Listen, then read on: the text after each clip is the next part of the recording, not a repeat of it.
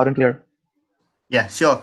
So this is the example that we were seeing on the last turn, in which we have traversed this array in order to find the sum of the elements of the array, right? And the process that we were talking about was sum is equal to sum plus the value of that array. This is the process, and we keep on iterating this while loop so that we can sum up each and every value. At the end, we find that the sum was 25, and we write that sum. The right sum is equal to the printf statement in your C language. Now, going ahead from the with this concept of traversing a linear array, we again try to understand, try to see the auto array, right? You remember the auto array. Now what we want to do is we want to find the num, right? Num is a variable. We want to find the number num of years during which more than 300 automobiles were sold, right? Now I have written some part of this particular algorithm here. The logic means the process is left, right? What you will write here, how you are going to do this activity, finding the number num of the years during which more than 300 automobiles were sold. What you will do in this case, you can type this logic in your chat box.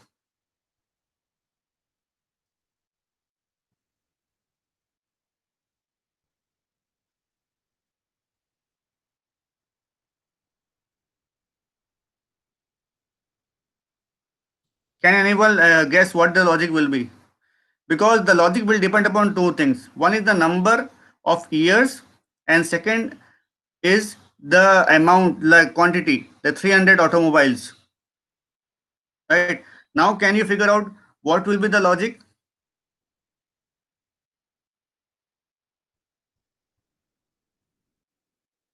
At least if somebody is not understanding, you can say no sir, I'm not understanding it. You can I can tell you your logic at once in this example, then we will put another example for you to solve.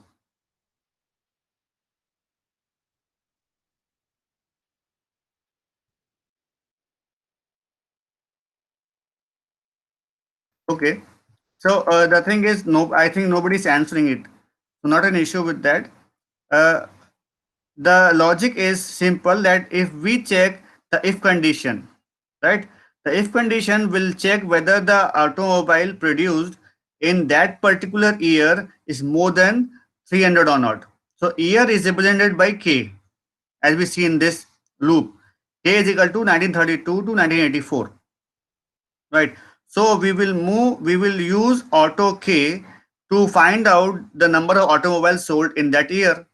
Now if this auto k is more than 300, we will keep on incrementing the number of years for which this auto k is more than 300. This is the simple logic, and we write it here like this. If auto k is more than 300, then we simply go and add increment the value of num. Num was 0 initially, so wherever this auto k is more than 300, it keep on adding this num and by 1 and 1, and we at the end of this loop we will get total number of years for which the production was more than 3 automobiles. Fine. So this is how you understand a particular problem and write an logic for it. Now this is a practice question for you all.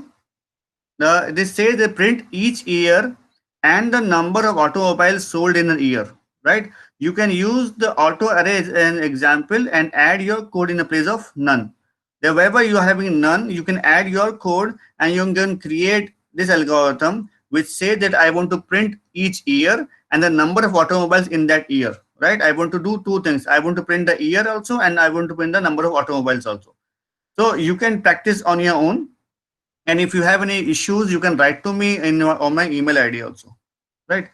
So this was all about traversing an array. This is how we traverse an array, and we create processes and we create some core logics into it.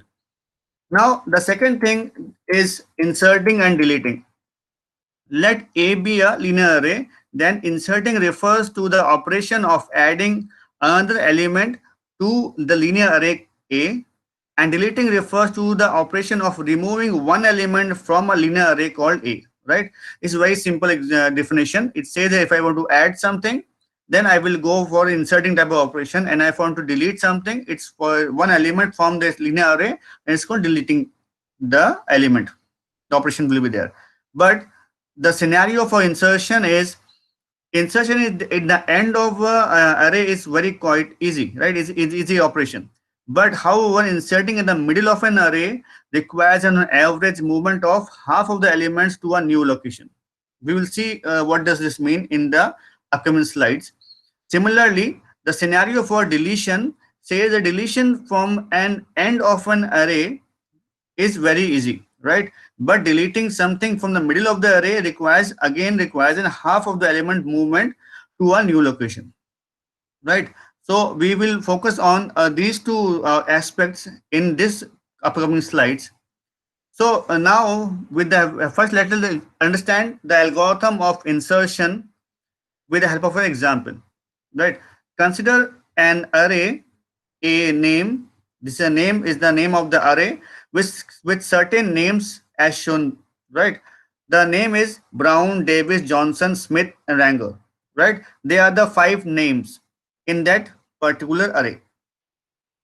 Now let us try to add a new member called Ford to it, right? Can anyone tell me on which location this Ford will be added? You can speak also. Sixth. Anyone else?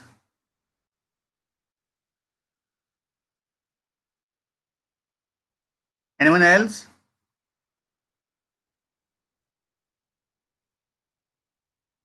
Okay, Madhav is saying 3, right? And rest are saying 6. So Madhav, can you just explain why 3? Because you are the odd one out.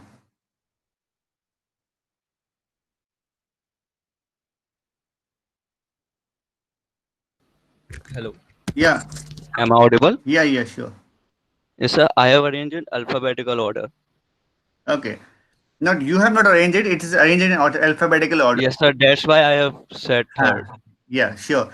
The Madhav is correct, because as you see that the names are already arranged in an alphabetical order, B, D, J, S, W.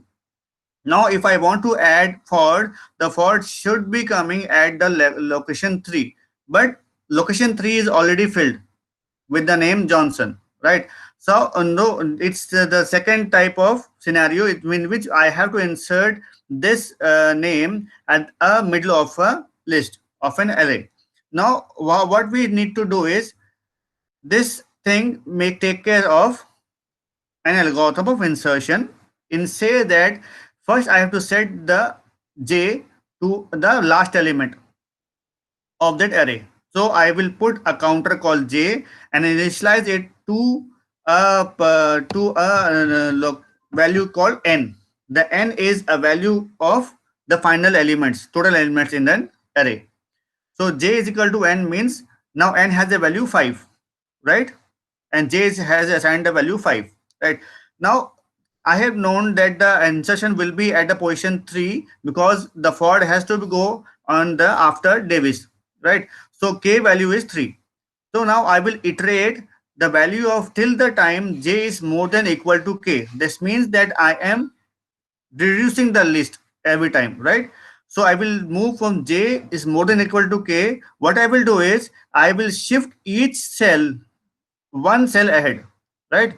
I will move Ranger to 6th, Smith to 5th, and Johnson to 4, right? So Laj is equal to Laj plus 1 does this for you, right? It will shift the jth element to a j plus 1th element, right? Now let's do. And after moving one element, I have to decrement this j counter so that I can reach the next level, right? So what I'm doing is Laj is moved to j plus 1 and I reduce the value of j. Then I will go back and check with whether j is more than k. Yes, 4 is more than 3. So I will again go and move Smith to the 5th location and I will decrement the value of j 3. Now I will say j is equal to k. Yes, it is there. So I will go and change the j3 to j4. So Johnson is again moved to, now j value is 2, right? When I go back and check j is more than equal to k, now get a false, right? So at this time, this while loop is no more there. So I will just come out of this while loop, add, and I will add this lk item to this location k location, right? I will add this for at this particular location, right? So in this way, we generally add a particular item using the insertion algorithm. These steps are a part of insertion algorithm. So in the, if I want to summarize again, then first step is to initialize a counter called j with the last location of your array, right? N elements, so n is the location of the array. Then whatever location you are going to insert, you know that location. So in that case, what you do is you will take a counter such that this j is running from j more than k type of condition, right? And for each while iteration inside that while loop, you will shift each cell one cell ahead, right? So it says that laj linear array j location is moved to linear array j plus 1 location. So you move one cell ahead and you decrement the counter from each iteration. So finally, there will be a condition in which this j will become smaller than k. So you have reached that point. Now at this point, you will come out of this loop and you will add this item at the kth location. Fine. So this is how you add a particular element in a linear array. So final algorithm looks like this. Here LA is a linear array with n elements and k is a positive integer with k less than equal to 1. That means k will lie from the lower bound to upper bound, right? It cannot be out of the bound. The algorithm insert an element item into the kth position in an linear array. At this point, I will to tell you that this item location is already known, right? There might be condition in which you have to first find the location and then you have to insert an item, right? That is a different scenario. So then you have to do searching first and then you have to do inserting, right?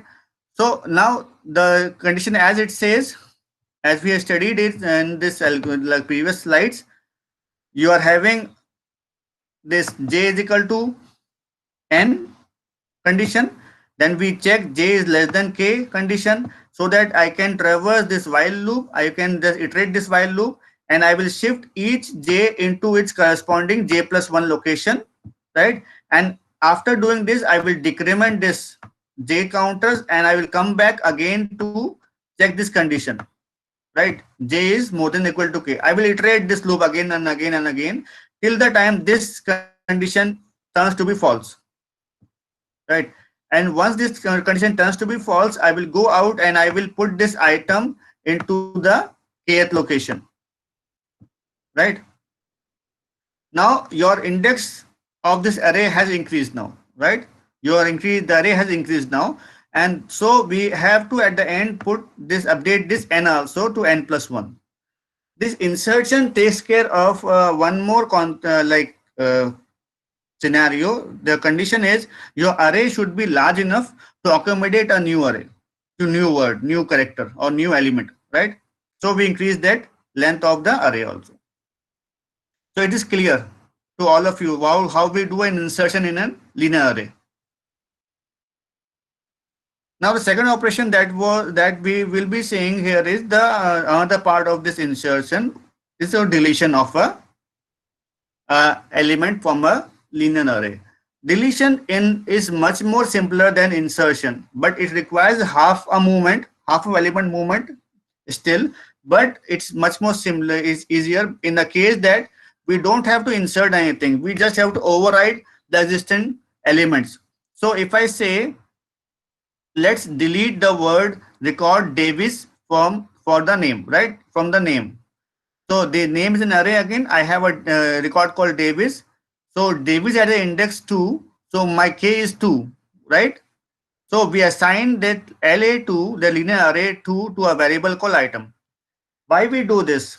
Can anyone tell me why we assign this this element to a temporary variable?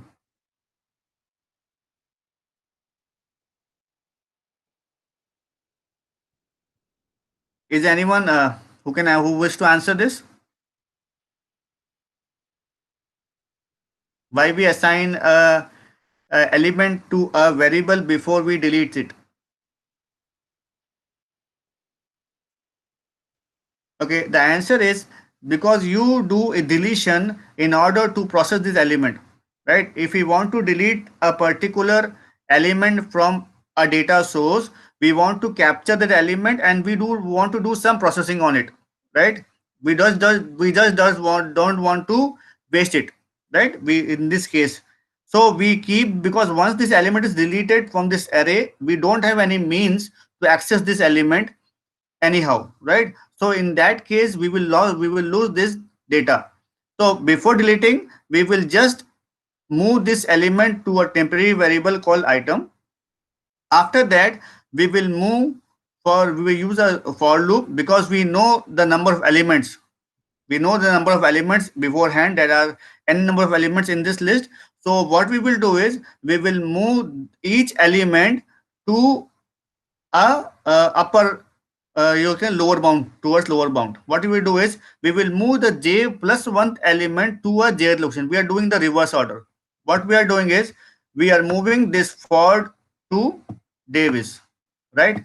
We move the Johnson to Ford. We move this Smith to Johnson. We'll move this Taylor to Smith, and we will do Ranger to Taylor. Once we do this, this Davis automatically is deleted from this list, right? So this is j plus one term is moved to its previous location, that is jth location, right? This is how we in this way we, this is simpler than insertion. But anyhow, we are going to move n number of elements to shift elements in order to delete also. So we will do this, and at the end we will decrease the length of the array, because one element is gone. Earlier it was 7 elements, now it is 6 elements. So we will do n minus 1 also here. So we will decrease the length of that particular array, right? So now if we want to check what this algorithm actually looks like, it looks like this. It says that here this linear array with n elements and k is a positive integer such that the k lies below this upper bound, right? The algorithm deletes the kth element from the linear array. The step 1 says the item is allocated to, we will allocate the kth element to a variable called item, and I mentioned why we do this. Then we move from kth location to n minus 1 location, and we use for loop here because we know the number of steps, and while we do not know whether the element is there or not, okay, where we want to insert, so we can use for and while both, but for is easier for you. So, and we will move j plus 1 to j element, right? And once this loop is done, we have successfully moved every element to its one towards the lower bound. Then we will decrement this counter n, so that the array is updated to a new upper bound, right? N is more now as n minus 1, and we exit this algorithm. Fine. Is this clear to everyone?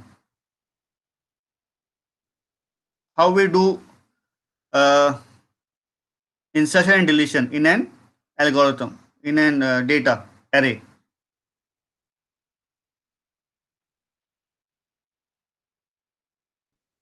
So we will move ahead with another concept after insertion deletion. We will finally summarize it before moving to another solution. We said we emphasize that if many deletions and insertion are to be made in a collection of data elements, then linear array might not be the most efficient way of sorting the data. That means if I want to do lots of insertion deletion in an array, the data elements, right? Then we should not choose a linear array. We can choose a different type of data structure. We will see what type of data structure will be choose on if you have a multiple read and write operations, right? Insertion and deletion equal to read and write operations. So in that case, we will choose something else. So you the condition that you will select, based on which you select a data structure, depends upon how many times you read and how many times do write also. on a data element. Now the next thing is searching. Let us consider an array data with a specific item of information, right? A specific item of information. I have a array called data, and I have a specific item of information.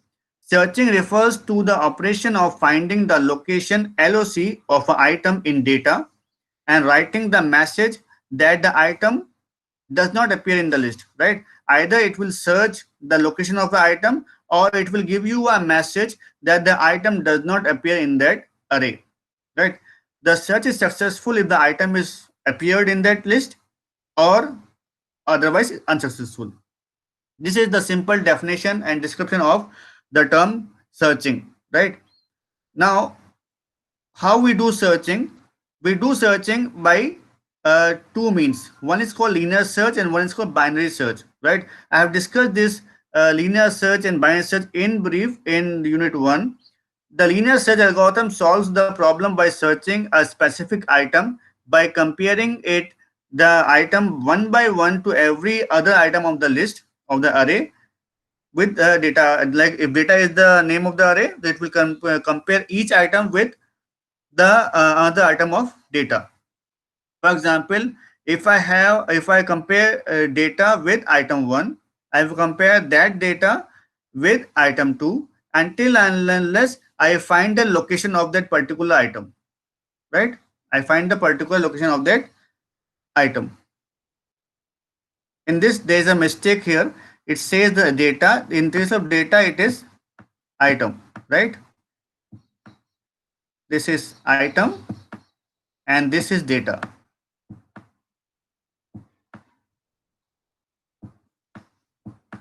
Right? So I will compare each item with data 1, then I compare item with data 2 until unless I find a location where that item is equal to data location, right? If I find it, I will mention this LOC is the location of that item. If I don't find it, I said LOC is null. I cannot find that particular item in that complete array of elements. Now, the algorithm is very simple. The algorithm says set k is equal to 1 and LOC is equal to 0. We have seen this algorithm, I think, in first unit also. And just want to repeat it for those who were not there during the class of first unit. We will set k, a counter called k, and its value is 1. And we will set LOC as the location counter, and we initialize it with 0. At least we do not know where this LOC is, what the value of LOC is, right? And then we will use a while loop and we will iterate till the k reaches the upper bound, right? And for each iteration, what we will do is we will check a condition that item is equal to the value stored at the kth location of the data. If I find this, if item is equal to data k, then I will set this location, this kth index as the location of the element, right? I will assign this kth location as kth index as the location. Otherwise, if this is not true, if this is false, in that case, I will go and increment this index, right? K is equal to k plus 1. Now I will go back again and check this condition. K is less than equal to n. I will come back, I will again compare this, and I will again increment or set a value.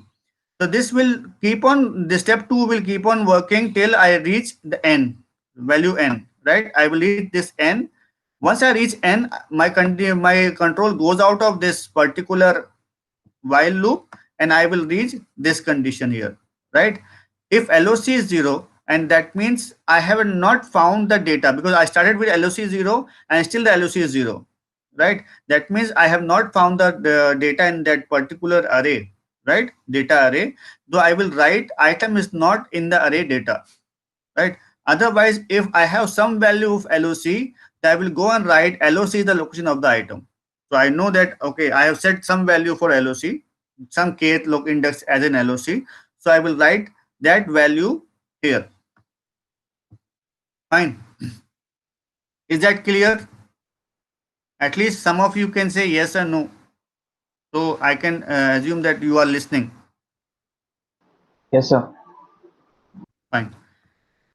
Now we have seen the complexity of this linear search. Can anyone recall me, like tell me what was the worst case complexity of a linear search? You can say better. N Okay. And what is the average case complexity of a linear search? N by 2. Fine. So I hope somebody understands it. Most of you are. I assume that most of it is a response, collective response from everyone else here. So we have already seen in unit one that the complexity of a linear search algorithm in worst case is n, because in the worst case the element must lie at the last location, or there is no location element in the list. So we have to traverse all the elements of the particular array. In the best case, the element might be at the first location of that array. And on an average, there may be n by 2 comparisons in a particular scenario to find a particular location of an element. This is all about linear search. Now we will see other algorithm in detail uh, about more efficient algorithm than linear search. I want to do searching, but I want to search in a more efficient way, right? So the another algorithm is called binary search. So binary search in an extremely efficient searching algorithm which works on a sorted data. So for implementing this binary search, you need to have sorted data, right? This is one of the prerequisite for binary search. And it looks like an overhead for most of the students who study this binary search. They find this is overhead because in linear search the data might be sorted, might not be sorted, right? And for binary search you need to have a sorted data, but sorting you need to do once, right? And then after that you need to just search and update the data structure, right? To do search again and again. So we are more concerned how to search, right? Sorting does once. We will study how to do sorting. There are multiple algorithms to do sorting and ranging from n square to log n complexity. So in our day-to-day life, if we want to search a telephone number in a telephone directory, what we do not follow a linear search approach.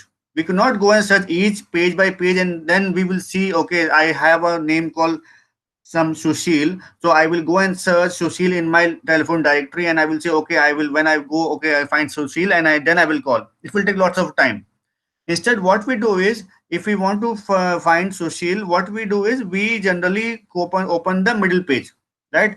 And we'll check the character of that particular page. If it is, say, M, the S will lie to the right of that next side, right? So we will search only the right side of that M location.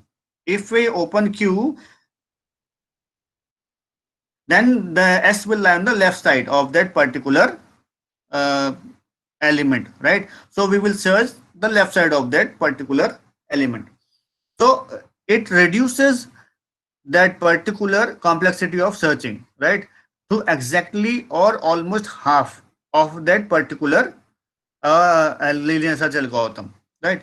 It's much more efficient. We will see how it does it, right? We repeat the process until we find the telephone number. Left and right counters are moved one by one and we will just find the telephone number.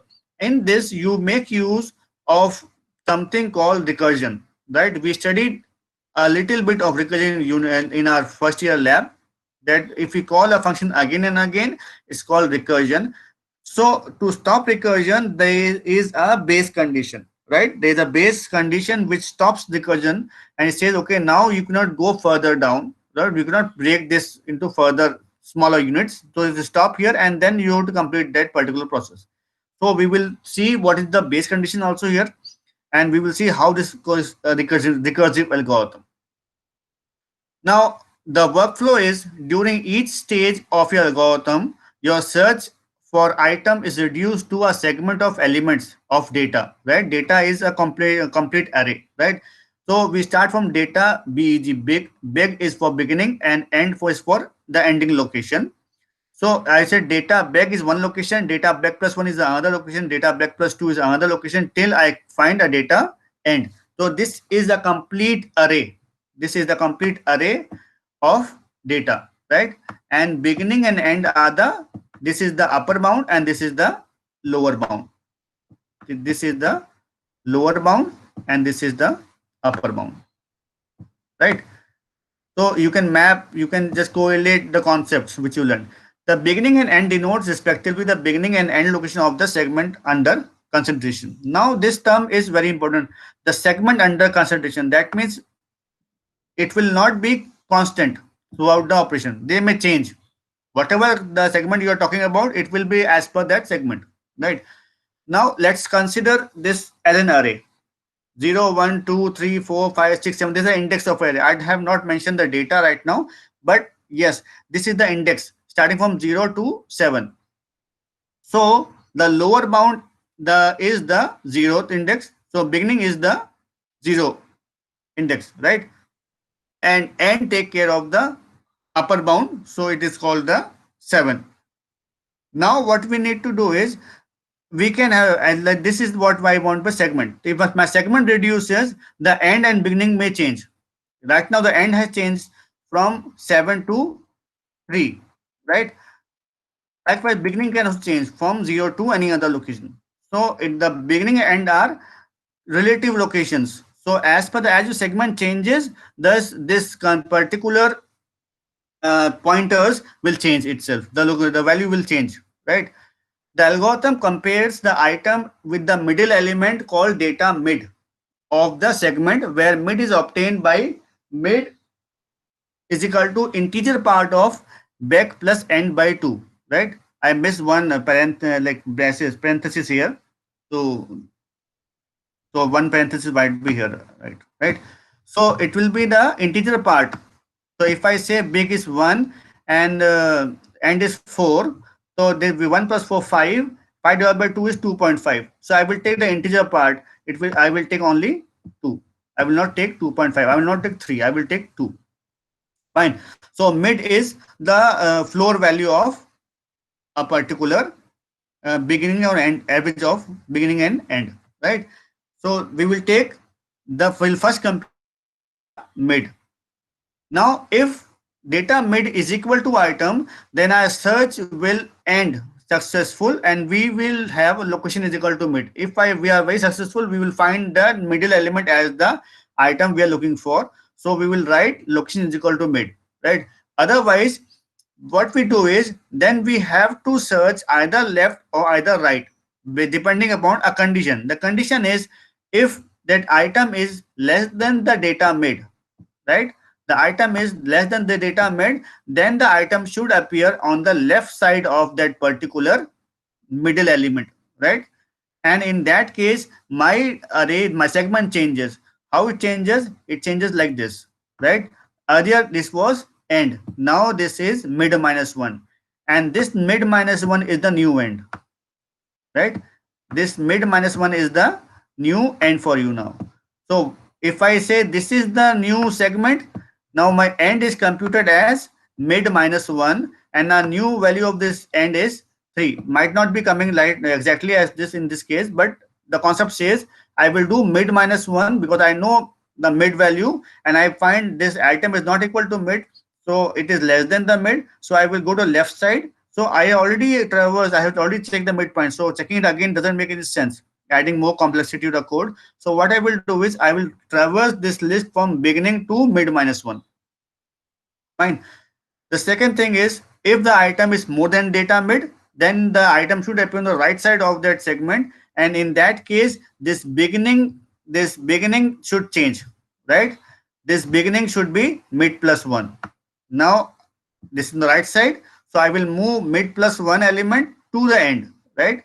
So this big has changed itself from 0 to 4, right? And the end remains the same, 7. So now the condition is end big is mid plus 1. So if it is the right side of that element, the beginning changes, pointer changes. If the left side of the element, the end pointer changes, right? Understand this concept? At least you can say yes or no in the answer. Yes. Yes, sir. Okay. Now let's just see the algorithm. It's very simple. but it works recursively. Again, you are shifting that segment and you are moving from right pointer to left pointer and you're finding that location, right? So what we do is initialize the segment variable. Initially, your beginning is lower bound and your end is the upper bound, and we calculate mid by beginning plus end divided by 2 and taking the integer part, right? Taking the integer part of that here.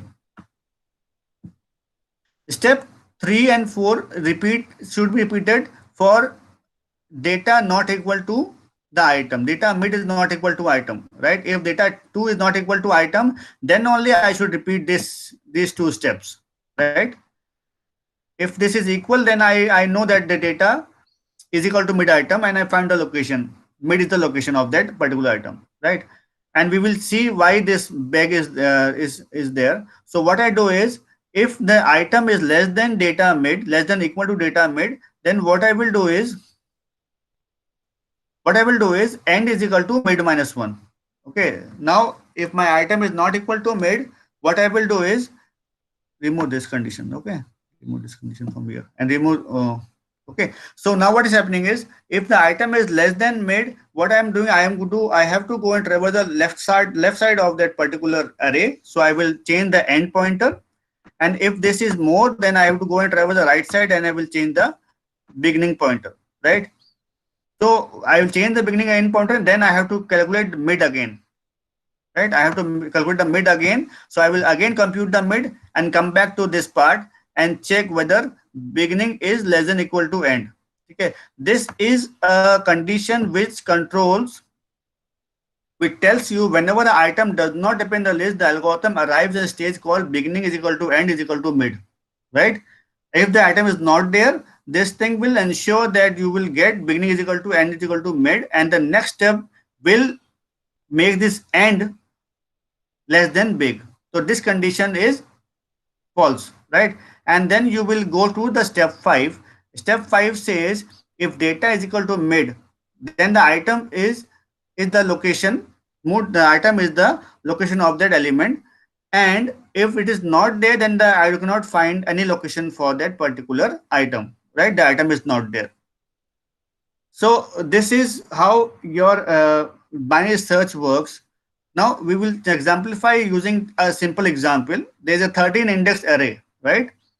And in 13 index, 11 is the first element and 99 is the 13th element. So the begin is equal to 1 and end is equal to 13. The mid comes to be 14 by 2, it is 7, right?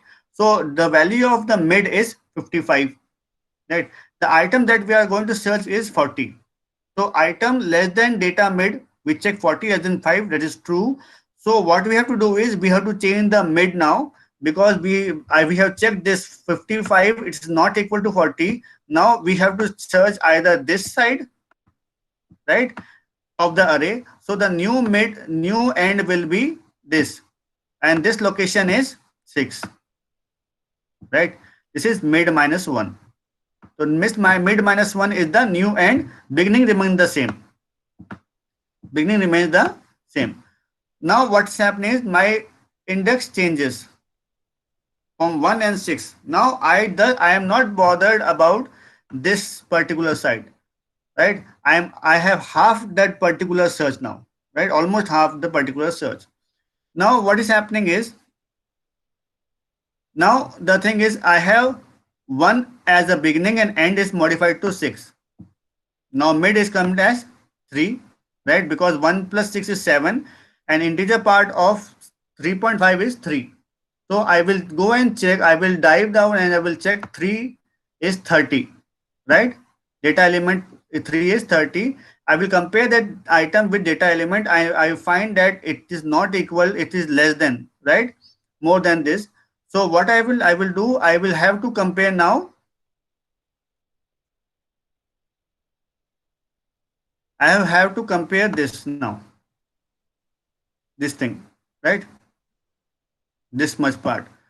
Because because it is more, so I have to reach this part. So I will now, my pointer need to traverse from this part onward. So I will change this beginning from 1 to this mid plus 1. that is 4.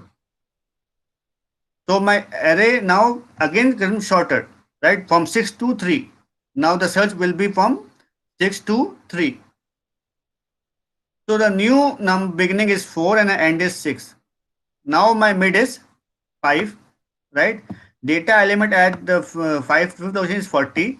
So I found this element. Item is equal to data mid, right? And we find the location of that element also as 5th location, right? In this way, how many comparisons you make? You make one comparison here, right? Another comparison you make here, and another comparison you make here, right? In 3 comparisons, you computed the location of that particular element in the array, right? In case you were going to do with a linear search, then you must have done it with 1, 2, 3, 4, 5, right? Almost double or near about double comparisons to calculate this element. So if the element was 99, then in that case you have done much more, 13 comparisons. If you go and do 99 in your case, it will be something different. So binary search is much more efficient in comparison to a linear search algorithm. So now we are going to end this. Just what you need to do is try this algorithm with the item 85, right? And see what the output you get, because 85 is not there in the list, right? Now check how this algorithm behaves for you.